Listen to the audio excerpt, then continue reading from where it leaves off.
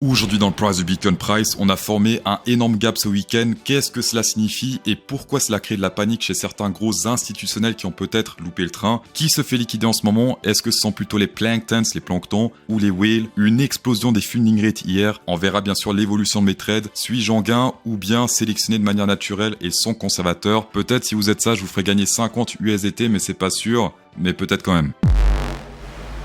On clôture ce week-end presque historique, j'ai envie de dire, avec un gros gap. Qu'est-ce que cela signifie un gap CME? Eh bien, c'est simplement ici ce trou qu'on voit sur ce graphique. Cette partie-là, mais également par exemple cette partie-là.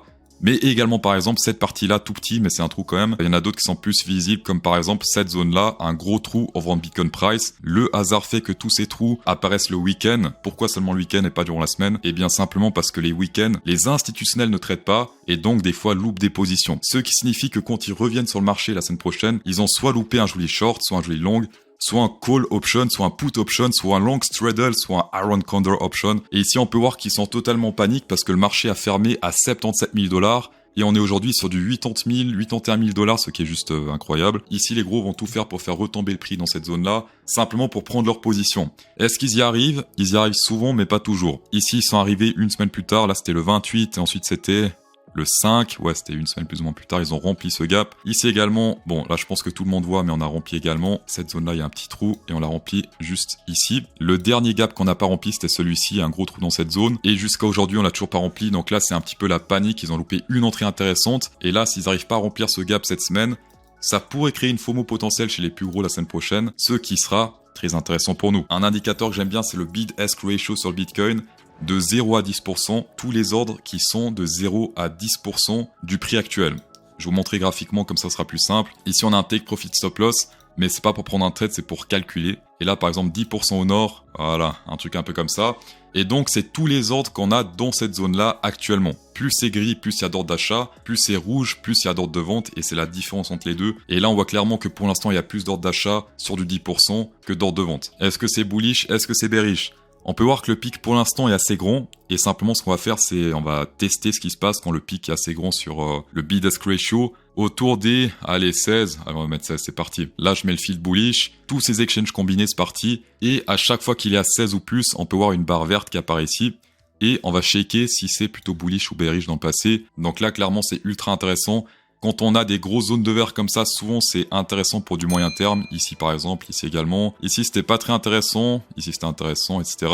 Mais grosso modo, ça reste quand même historiquement des zones très intéressantes pour acheter. Pour l'instant, selon moi, cette zone n'est pas assez grande. Ce que je veux, c'est des trucs comme ça, avec beaucoup de barres qui s'enchaînent. Ici également, des trucs un peu comme ça. Donc s'il y en a d'autres qui s'enchaînent dans les heures à venir, pourquoi pas. Après également, ce que j'aime bien, c'est acheter quand le prix descend et pas forcément quand le prix pump de manière FOMO ici. Souvent, les signaux historiques, c'est quand le prix se pétait un peu la gueule comme là, ou bien rangé, assez rarement quand ça montait. Niveau liquidation, j'ai pris les planctons 0 à 1000 $, mais également les whales 100 000 $ et plus. Les roues, c'est liquidation de bear, les bleus, c'est liquidation boule. On le voit pas très bien ici, mais il y a des whales qui se sont fait prendre littéralement en le j'ai envie de dire, puisque là on est sur du plus ou moins presque 200 millions de liquidations sur une seule bougie. Donc ça, c'était juste après l'élection de Donald Trump. Cette bougie-là est tellement gigantesque qu'on dirait que les autres bougies, c'est que dalle. Mais non, c'est juste la dimension de celle-ci qui rend ridicule les autres en fait.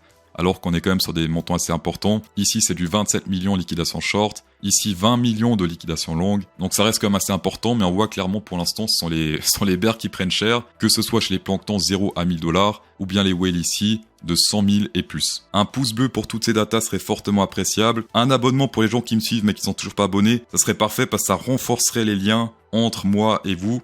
Putain, ce qu'on doit pas dire pour que vous abonnez, quoi, c'est terrible. Je remercie également toutes les personnes qui ont mis leur âge en commentaire, puisque je m'attendais à un public entre, 20-30 ans, et là je vois du 45, du 37, du 60 ans, 66 ans. Là je fais une rencontre abonnée, il y a la police qui intervient. Du coup j'ai fait gagner Jean-Philippe, 63 ans, t'as pas besoin de dire ça, c'est un pléonasme. Maintenant faisons l'inverse, quel âge a CryptoSauce? Il y a pas de piège, ça c'est le seul truc. Après avec le bandana, je sais pas, ça fait le même effet, mais souvent on me donne plus jeune que mon réel âge. Ça, c'est le seul indice. Parmi une personne qui met la bonne réponse en commentaire, 50 $. On va passer sur un petit peu plus de data on-chain. Pour l'instant, le RSI, ça, on s'en fout. Ce qui nous intéresse, c'est avant tout les funding rates et potentiellement également the open interest. Commençons par les funding rates. Qu'est-ce que c'est que le funding rate pour ceux qui savent pas? C'est simplement la différence entre le prix spot et le prix futur. Et plus on a des gros pics, plus ça signifie qu'il y a des gens qui achètent en futur, si c'est des pics verts. Et donc, ça dérègle le prix futur par rapport au prix spot.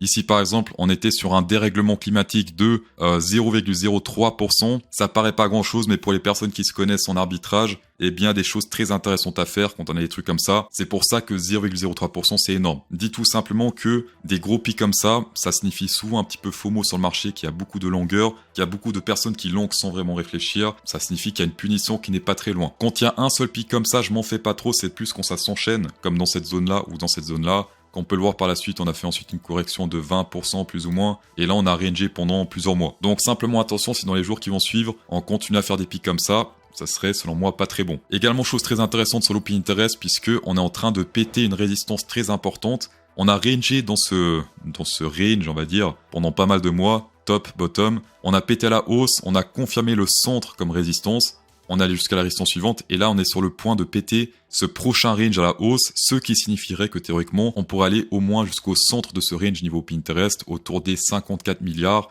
cette zone-là. Bien sûr, ce qui compte c'est une clôture, là pour l'instant on n'a pas encore clôturé la bougie, tout peut arriver, on peut transformer ça en tige et clôturer sous cette résistance. Également n'oubliez pas un Open Interest qui monte comme ça, avec le prix qui monte en parallèle, ça signifie qu'il y a beaucoup de shorters qui sont piégés, qui n'ont pas encore fermé leur position, donc je pense qu'il y a pas mal de stop loss, voire de prix de liquidation qui sont encore au nord. Et à partir du moment où on commence à voir des bougies rouges sur l'Open Interest combinées avec des bougies rouges ici sur l'Action Price, c'est là où les longueurs qui sont rentrées depuis longtemps peuvent commencer à take profit, puisque c'est là où potentiellement on peut se retourner. Vendredi, il y a 3 jours, on a pris un trade sur Bluefin avec les membres VIP du cours. C'est le 3e trade à la suite qui finit en profit, donc ça c'est magnifique. On a fait de l'option trading, du futur également. La vidéo que vous voyez, ça date d'hier parce que la position a été fermée hier soir. On a atteint la target hier soir. Pour les personnes qui souhaitent rejoindre aujourd'hui, vous pouvez, mais je déconseille parce que on est novembre et la dernière semaine de novembre, c'est, pour ceux qui savent, Black Friday. Peut-être que les personnes qui achèteront le cours en fin du mois paieront moins cher que les personnes qui achètent maintenant. Le trade sur ZoomX, c'est juste incroyable. 85 000 $ de profits, c'est du jamais vu, je crois, sur la chaîne. Pour rappel, pour les personnes qui veulent faire du trading futur sur du long terme, ne le faites pas. Je le dis dans le cours. Pourquoi ici je le fais? Eh bien simplement parce que j'ai pris un profit dans cette zone-là, 50% de la position. J'ai mis le stop loss ici, qu'on peut le voir sur le prix d'entrée.